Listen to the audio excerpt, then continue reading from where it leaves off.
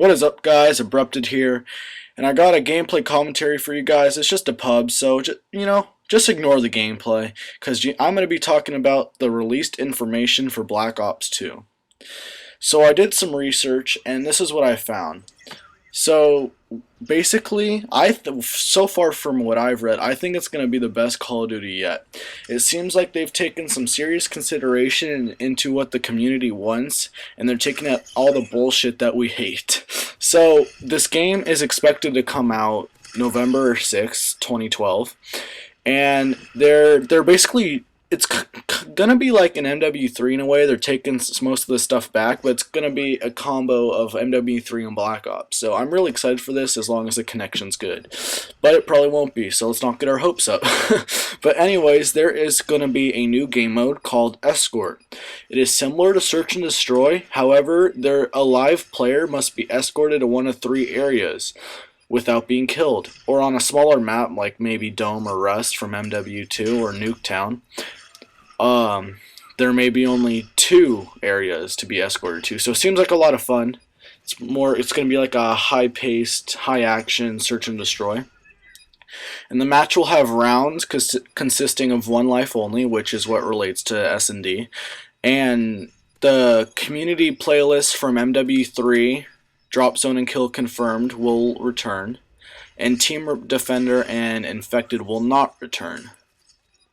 So point streak. So they're sort of changing up Specialist, and it was modified. So 2 kills now get you 1 perk, which that was the same. The 4th kill gets you 2 more perks. So it gets you 2 more, so you'll have a total of 3, not only a total of 2.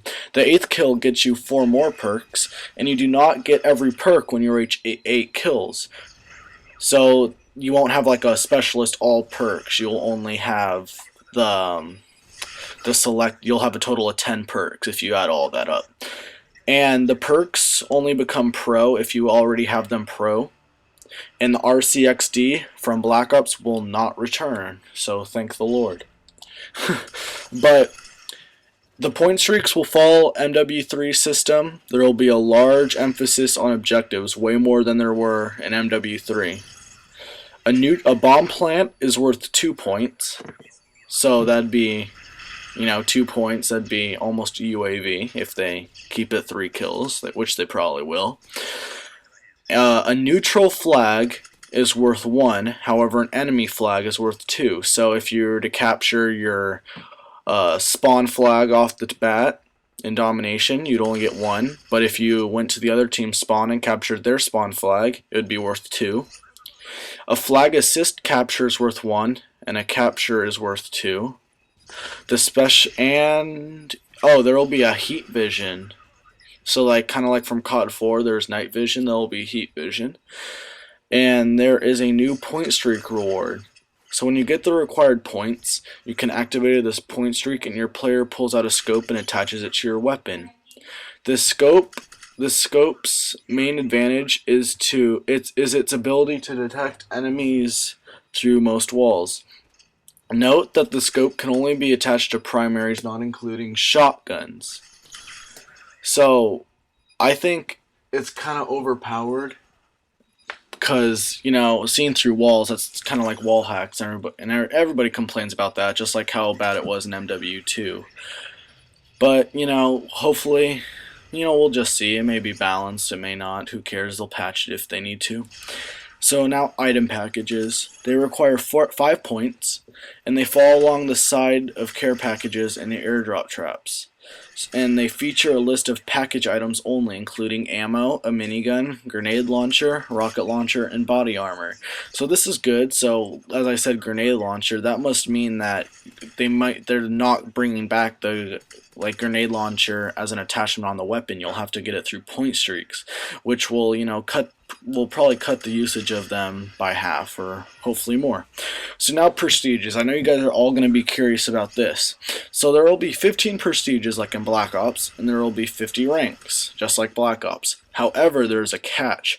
Every 2 prestiges, there's a 5 rank increase. So prestiges 0 and 1 you will have to get to level 50. Then prestiges 2 and 3, you'll have to get to 55.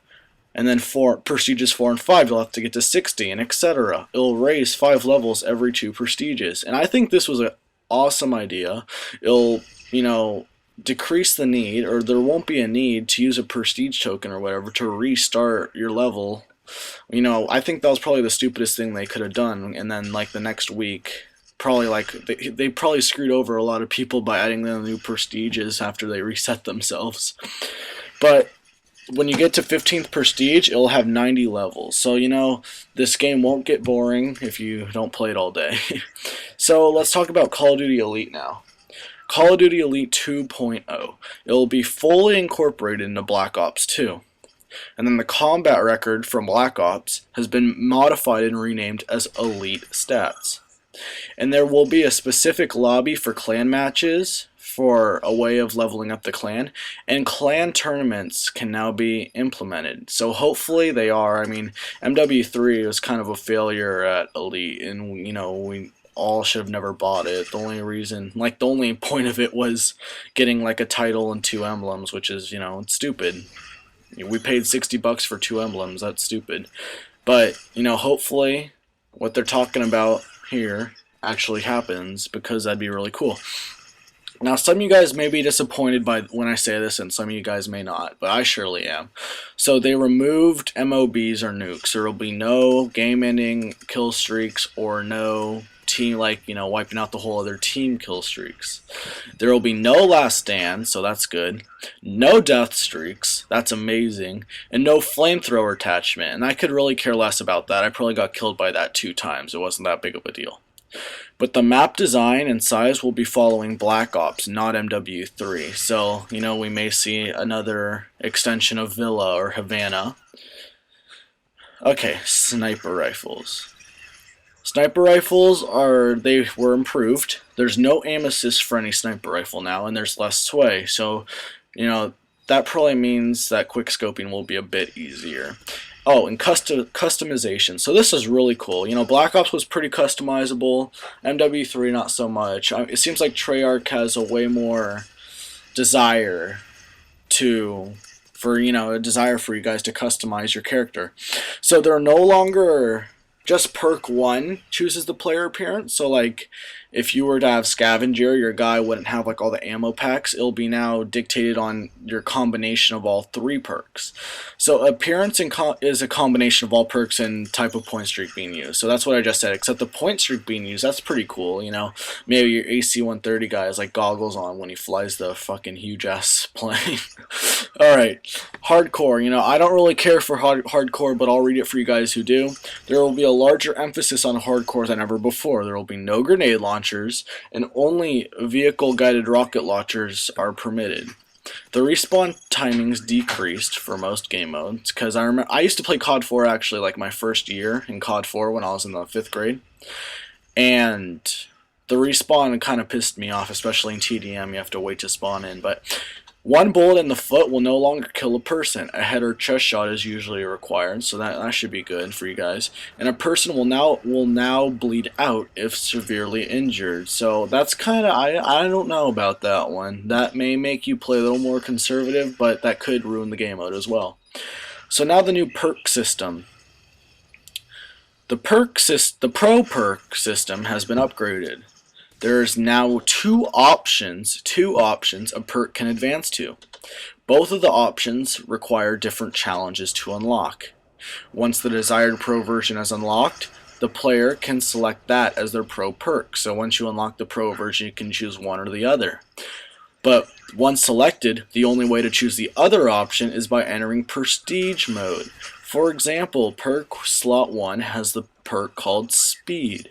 Speed reduces the time taken to aim down the sight, so kind of like Sleight of Hand Pro from Mw2 and kind of like Quick Draw in Mw3.